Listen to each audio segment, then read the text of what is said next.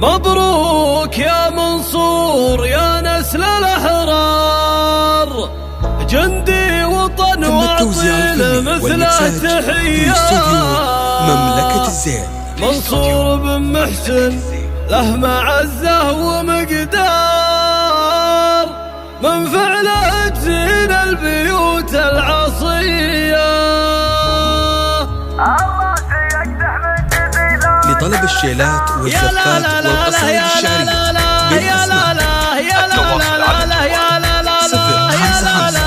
055 يقدح من تزيلات الأشعار، تخرج بن محسن من العسكرية. يا مرحبا بمنصور به نور الدار، من العام والنار حيا. الله الله مبروك يا منصور يا نسل الأحرار، جندي وطن واعطيل مثله تحية. منصور بن محسن له معزة ومقدار، من فعله تزين البيوت العصية. أبوك محسن على المجد بطار، اللي من قام حل القضية.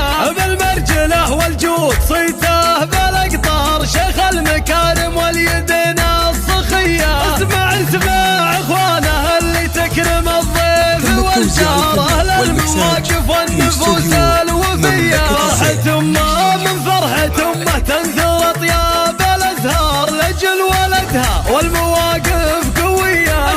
اسمع الشمرية وابنها الوافي البار، أصيلة وعيالها صيرمية. هوالهم شمر عزيزين الأقدار، أهل المكارم بالليالي العصية. اسمع والاشجعي عز الخوي يوم الاخطار، والخصم يشرب من حياض المنية. نبه لها تاريخ وامجاد واسوار، تعرف فعايلهم جميع البرية. عيال وايل تسقي العود وسم الامرار، تاريخهم ثابت بنجد العبية. تاريخهم ثابت بنجد العبية. الراس يقدح من جزيلات الاشعار، تخرج بن محسن من العسكرية. يا مرحبا بمنصور به نور الدار، من العام والنار حيا. الله مبروك يا منصور يا نسل الأحرار، جندي وطن واعطيل مثله تحية. منصور بن محسن له معزة ومقدار، من فعله تزين البيوت العصية. أبوك محسن على المجد بطار، اللي من قام حل القضية.